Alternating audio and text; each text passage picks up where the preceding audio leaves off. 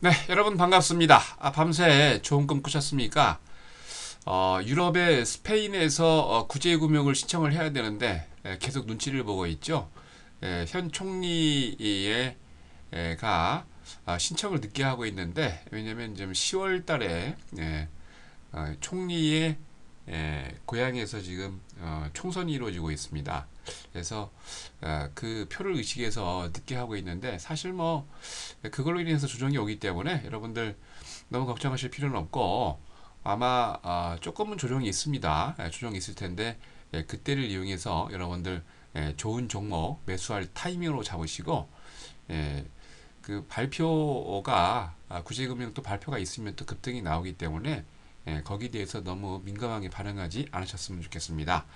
이런 때일수록 여러분 기다리고 있다가 저평가된 좋은 종목 매수했으면 좋겠습니다. 자, 9월 27일 주식시황 시작하도록 하겠습니다. 자, 먼저 국내 증시부터 확인하겠습니다. 계속 연일 펀드 환매가 들어오고 있죠. 그래서 코스피가 전날 대비 10.97% 조정하면서 1980.44로 마감을 했습니다. 외국인이 241억, 개인이 1358억 매수한 반면 기관만 홀로 1613억 매도 우위를 보였는데요. 투신권이 850억 매도를 하면서 펀드 환매에 대한 준비를 하고 있고 이날 특이하게 국가 지자체가 1131억 매도를 보였는데 아마도 보너스를 좀 챙기는 것 같죠? 단기 급등에 대한 차익을 실현하고 있는 것 같습니다. 프로그램은 차익 거래가 1085억, 비차익 거래가 855억 매도를 보이면서 총 1941억 매도 우위를 보였습니다. 자, 업종별로 하락 종목이 우위를 보였는데요. 특히 눈에 띄는 게 어제 웅진 계열사 중에 하나인 극동건설이 1차 부도를 내면서 건설업종의 투자 심리가 위축이 됐죠. 그러면서 건설업종이 2%된 조정을 보였는데요. 그 외에도 증권, 화학, 철강, 금속과 음식료도 1%대 조정을 보였습니다. 반면 특이한 종목이 있었죠.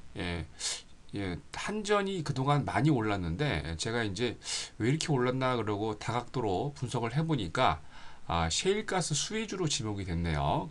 그러면서 전기가스 업종이 이날 1.6% 넘는 상승을 보였는데 의료 정밀, 섬유 의복, 의약품도 업종 지수가 상승 마감을 했습니다. 시가총액 상위 종목들도 대부분 부진했죠. 삼성전자가 0.1%, NHN, 현대모비스, 포스코도 1%대 조정을 보였습니다.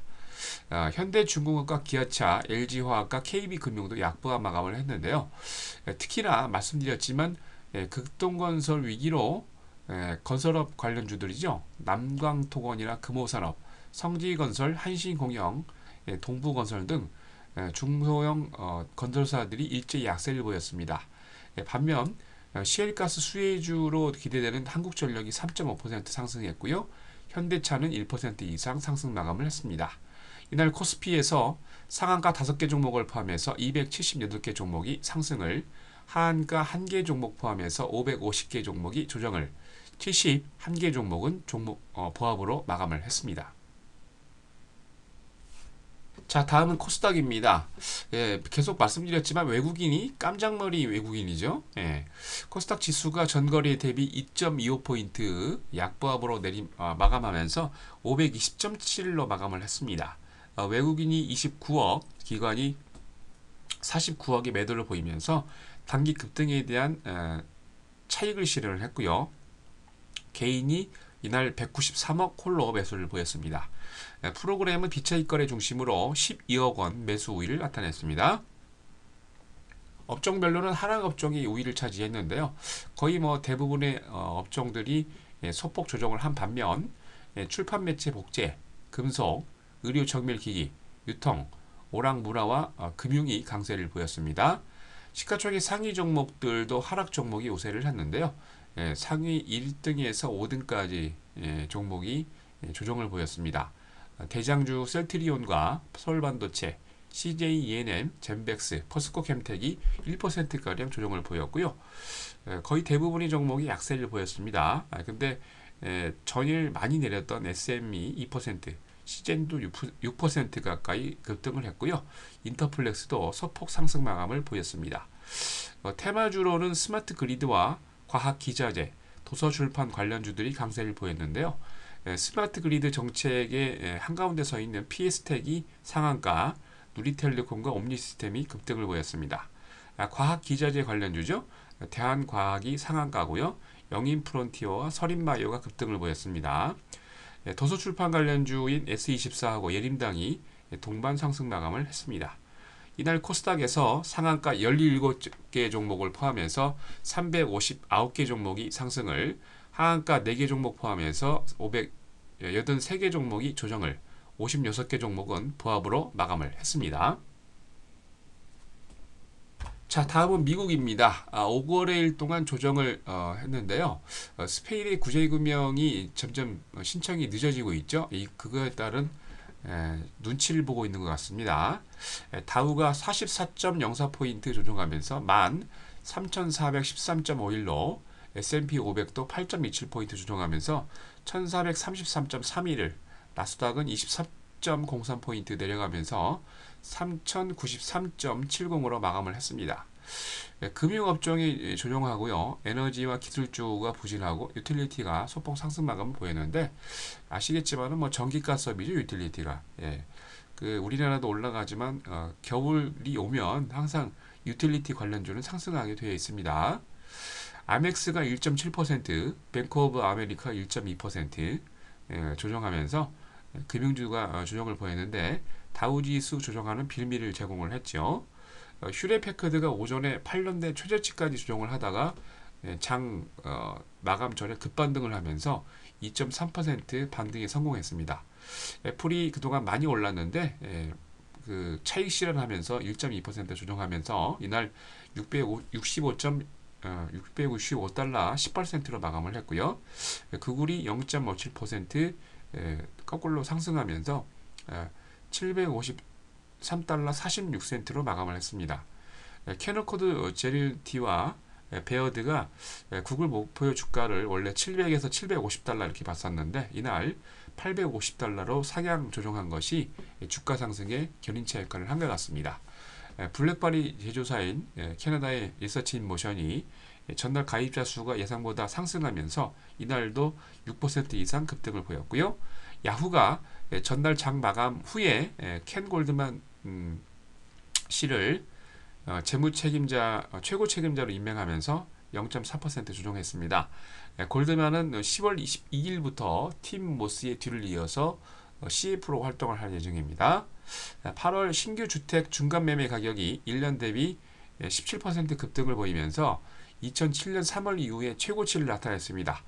그러나 신규 주택 매매 건수가 예상 실적을 이하 수준으로 거래가 되면서 주택건설사의 대표적인 회사인 폴트가 4.7%, 레노도 4.4%, 닥터 홀튼도 3.8% 조정 마감했습니다.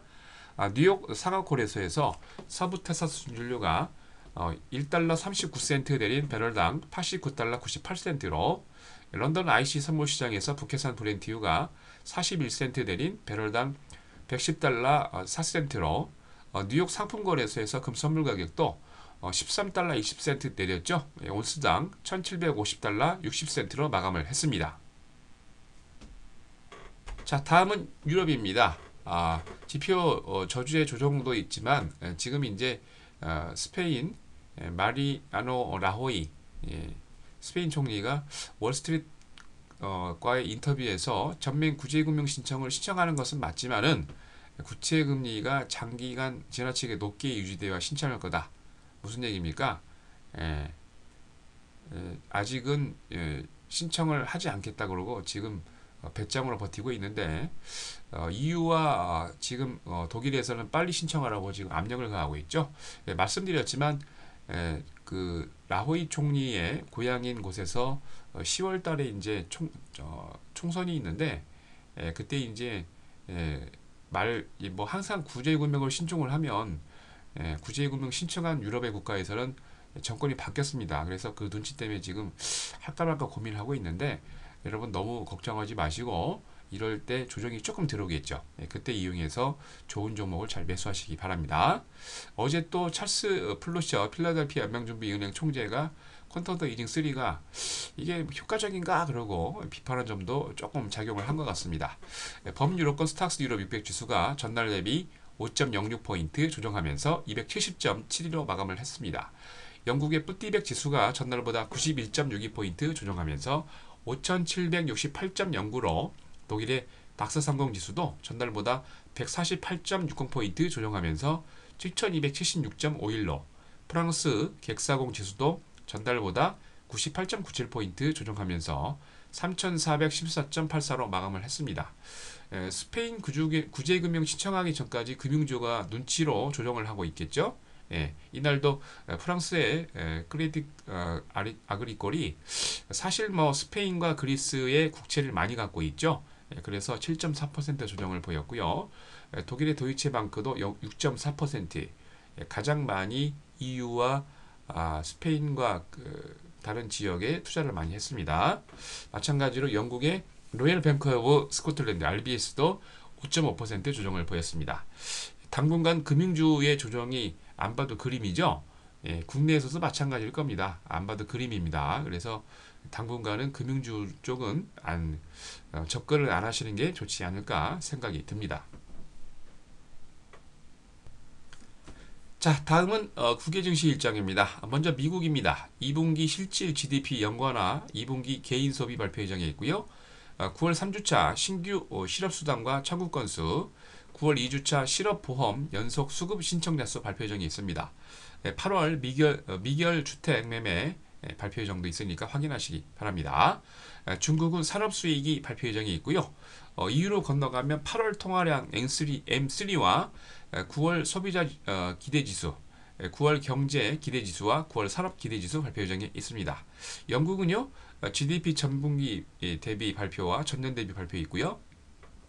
경상수지 총 산업 투자액과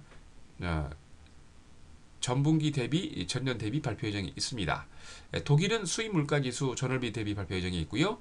실업률도 발표 예정이 있으니까 잘 확인하시기 바랍니다. 국내 증시 일정입니다. 10월 제조업 경기와 비제조업 경기 실사지수 발표 있습니다. 세원전공과 웅진홀딩스, 지역난방공사, 크린랩 8호, 웅진코웨이, 서울저축은행, 테라움, 아세아텍, 아큐텍과 중앙오션이 주주총회 예정되어 있습니다. 잘 확인하시기 바랍니다. 네, 여러분 잘 아시는 88TV입니다. 내일이죠. 9월 28일 추석 앞둔 마지막 날, 제가 여러분들을 위해서 좋은 시황과 함께 좋은 종목 추천드리겠습니다. 내일 오전 8시 30분에 잘 참가하셔서 좋은 기회 잘 잡으시기 바랍니다. 자, 이상으로 9월 27일 목요일 주식시황 마치도록 하겠습니다.